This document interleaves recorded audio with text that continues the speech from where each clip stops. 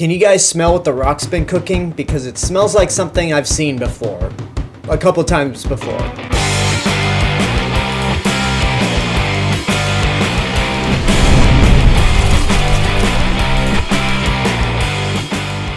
Skyscraper is the latest Dwayne Johnson action movie and is directed and written by the same guy that did this.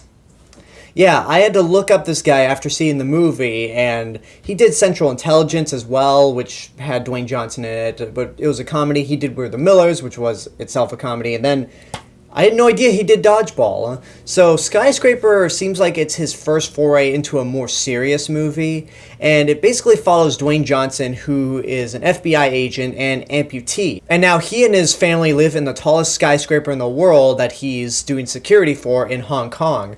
But suddenly something goes wrong. A bunch of guys sneak into the building, set one of the floors on fire, and cause the entire building itself to catch on fire. And as usual, it wouldn't be a Dwayne Johnson movie if he didn't go in and try to save his family and the entire day. So coming off a rampage, Dwayne Johnson has had 2 movies this year released on Friday the 13th. I think the best logical thing to do right now is just to make a Friday the 13th movie with Dwayne Johnson as a camp counselor. Nobody would question it. Just make $1 billion instantly. Everyone would go see it. Just don't ask questions. But getting back to the seriousness here, I've heard a lot of buzz about this movie before going in. It could be stupid, it could be fun. I'll go in with the benefit of the doubt. And then I heard a lot of people who saw the movie earlier say, it's really good. It's really, really good. I'm like, okay, I'll check it out. So what's the verdict? It's pretty much what I expected it to be. It's dumb. It can be thrilling at points. It's a Dwayne Johnson action movie. It's one of these things where you're either going to go with it or you aren't. Because I enjoyed Rampage. A lot of people didn't, but I thought it was just a dumb, stupid, yet fun monster movie. And come on, monster movies are my kryptonite. I've said this over and over. But with Skyscraper, there's just something about it that just didn't really work for me. Let me get into the positives first of all. One thing that I actually do like in this movie over Rampage is Dwayne Johnson. What I like about him in this role is that, yeah, he's charismatic. He's Dwayne Johnson. But what I really like about him in this movie is that he's more vulnerable than he usually is. Because when you watch some of his other movies, like Rampage, you see moments like him surviving a crashed airplane. He gets shot with a bullet here, walks it off, no medical attention, and says, they didn't hit any of my vital organs. Okay, yeah, they missed everything except your intestines, so you don't need to live with those. You have stupid shit in Fast and Furious movies, like in Furious 7, when Dwayne Johnson just decides that his arm is no longer broken, so he just flexes his arm and the cast breaks, and you're just like, He's a superhuman at this point. Every action movie that he's been in, he's a superhuman. So with Skyscraper, I do like how he's more vulnerable and he feels more human. He's put into situations where he doesn't seem invincible. He has to struggle with it, just very much like John McClane in Die Hard, but maybe not to the same rated R extent, because this is PG-13. So that's one thing I do admire about this movie, and there are a lot of situations with him in it where I was honestly on the edge of my seat, wondering, is he going to make it out? Because, again, he's more human than he is in some of his other movies. You kind of root for him a little more, and you fear for him a little more. Everything else about this movie is just too familiar to the point where I can't give it any credit, really.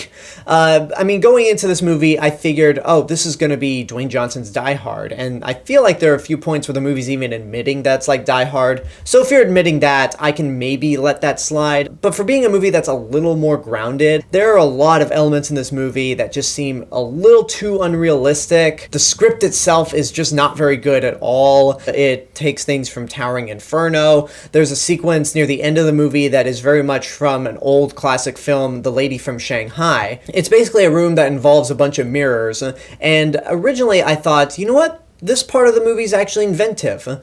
Oh wait, I've seen this before, so yeah, I mean, it's still cool, but I've seen this already.